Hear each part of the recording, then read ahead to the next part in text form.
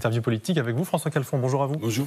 Vous êtes candidat aux européennes, vous figurez sur la liste de Raphaël Glucksmann. Alors justement, un mot d'abord sur ce qu'on vient de voir, ces commémorations du débarquement.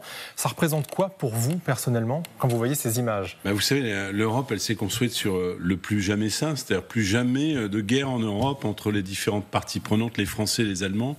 Et encore aujourd'hui, avec toutes les vicissitudes de la vie européenne, c'est le couple franco-allemand qui est le moteur de l'Europe.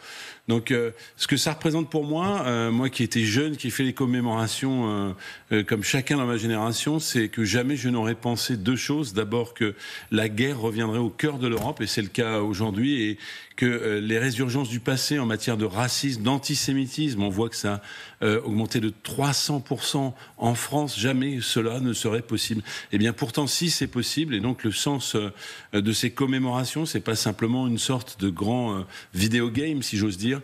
C'est ce à quoi ça nous renvoie sur nos responsabilités, et particulièrement le 9 juin. Donc je dis aux anciens qui votent spontanément d'y aller, mais également aux plus jeunes, finalement, en votant, peut-être qu'ils nous protègent de nouvelles guerres qui s'étendraient en Europe. Justement, quand on parle de vote et qu'on voit une séquence comme celle-ci avec quelque chose de très patriotique, ça profite à qui ? Ça profite à l'exécutif, parce qu'encore une fois, il y a le chef d'État qui est là pour représenter, ou est-ce que ces valeurs patriotiques très fortes, elles représentent, selon vous, plutôt les électeurs qui iraient plus vers la droite, voire l'extrême droite, ou tout simplement personne ? Non, à mes yeux, ça doit profiter à chaque citoyen. Il faut d'abord, je le dis avec force, que ça profite à la participation. On sait que les élections européennes sont des élections à faible participation, seulement un électeur sur deux inscrits qui vient. Eh bien, j'espère qu'il y aura ce regain de participation, parce qu'on le voit bien, il y a des enjeux qui dépassent largement le cadre des strictes nations. C'est le cas de la guerre, on en parle à l'occasion de ces commémorations, mais à la guerre en Ukraine aujourd'hui, puisque M. Zelensky fera partie de ces commémorations. Mais c'est également le cas du changement climatique. Le changement climatique, c'est pas à l'échelle d'un seul pays. Eh bien, tous ces enjeux, les Français l'ont compris, notamment à l'occasion de la crise du Covid.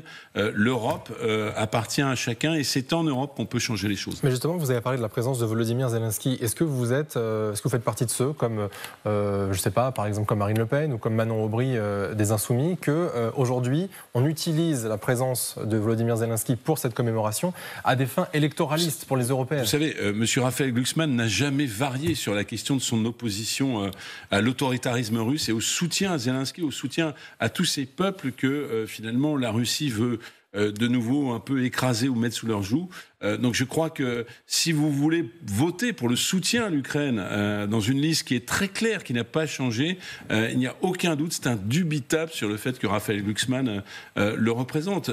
Il n'a pas varié. Moi je me souviens qu'au début de cette guerre, nous avions une sorte de coup de menton dont M. Macron a le secret, qui était de faire des zooms avec M. Poutine et de considérer qu'il allait le faire plier. En réalité, il a été humilié. M. Macron a beaucoup varié, nous n'avons pas varié sur notre soutien à ceux qui militent pour les droits de l'homme et à la résistance ukrainienne. Et si nous voulons que cette résistance ukrainienne ne soit pas pliée par M. Poutine, alors il faut une majorité politique qui, elle, est tout à fait claire. Et cette majorité politique, elle se construit autour du Parti socialiste européen. Justement, Raphaël Glucksmann, il a 13,5% des intentions de vote selon notre sondage quotidien IFOP fiducial pour LCI. On est quand même à 1,5 point de la candidate de Renaissance, donc de la majorité. Est-ce que votre but, c'est d'arriver en seconde position ? Alors, c'est pas une course de petits chevaux, mais notre but... Ça compte quand même. Non, mais je vais vous répondre très précisément. Notre but, c'est d'imposer les oppositions politiques qui sont des oppositions réelles. Il n'y a pas d'opposition réelle entre Monsieur Macron et Madame Le Pen. Ça n'est pas un duel. Il s'est fait élire comme s'il était un rempart. En réalité, il est un passe-plat au Rassemblement national. Souvenez-vous, Monsieur Darmanin qui disait que Madame Le Pen était un peu molle sur l'immigration, ou cette loi scélérate qui a été votée à l'Assemblée nationale entre les macronistes et finalement le Rassemblement national sur l'immigration. Nous n'avons pas varié, et nous voulons que, c'est pour ça que nous souhaitons être deuxième, nous voulons que le vrai duel apparaisse entre les populistes d'extrême droite et la gauche. C'est ça la vraie opposition. Et j'ai même envie de vous dire, allez, je fais un peu de politique nationale au-delà des élections européennes. Nous voulons redonner l'espoir après avoir réveillé l'Europe, et nous espérons que ce sera le cas le 9 juin. Il faut donc venir voter.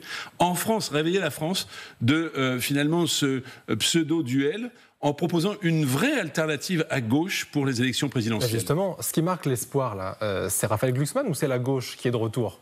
C'est la gauche social-démocrate. Vous savez, les Français qui ont le cœur à gauche, qu'on pu croire à un moment donné que M. Macron incarnait ses valeurs, ils ont bien compris que ça n'était pas le cas, sont également lassés finalement de la brutalisation du débat politique. Ils veulent une gauche qui agit, qui transforme.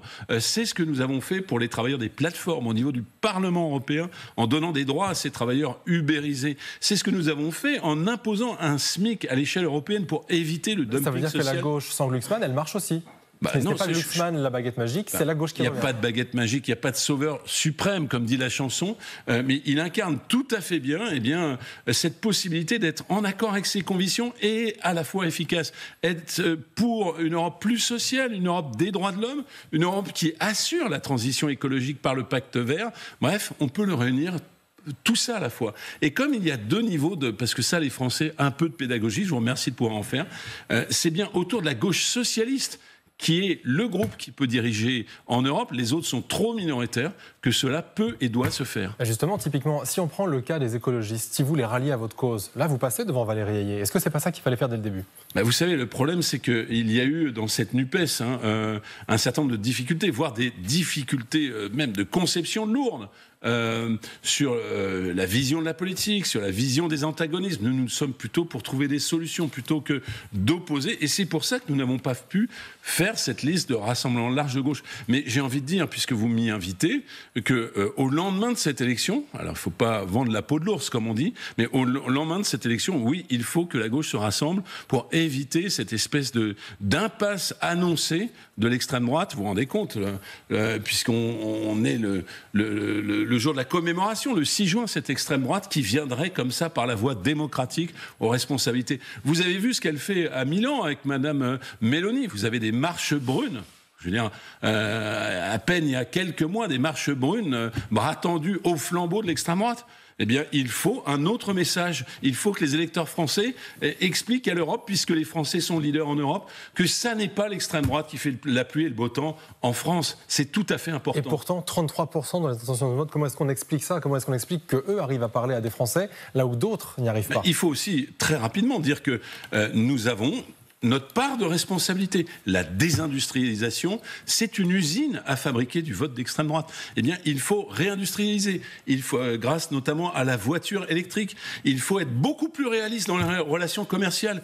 Mettre des barrières douanières face à l'importation. Il y a comme ça des dizaines de milliers de voitures chinoises à prix cassé qui attendent dans les ports européens. Il faut bloquer ces voitures. Il faut faire en sorte que la transition écologique ne soit pas une punition, mais une opportunité pour réindustrialiser, pour donner des emplois du futur à tous les jeunes, qu'ils aient envie d'aller vers tous ces métiers. J'étais hier à Bergerac en Dordogne. Il y a maintenant des usines de poudre d'explosifs qui participent finalement à la résistance ukrainienne, à leur façon. Si vous avez des déserts français, une archipélisation de la France avec finalement des pays où le désespoir paysan, le désespoir industriel l'emporte, alors vous fabriquez du vote Le Pen. Si au contraire vous réenchantez l'Europe, vous réveillez l'Europe avec un destin industriel bien plus fort, alors vous faites en sorte que les progressistes, ceux qui voient l'avenir, non pas en rose, mais de manière moins brune, si j'ose dire, que l'extrême droite, puissent finalement avoir un avenir. Et c'est quand même ce qu'on attend de la France, le pays des droits de l'homme, le pays qui a su, même sous le joug, puisque nous sommes le 6 juin, de l'Allemagne nazie, depuis Londres, avec un faible espoir, une petite lumière, se hisser au rang des nations libres. C'est ce qu'on attend de la France le 9 juin. Merci beaucoup François Calfon d'avoir été notre invité ce matin.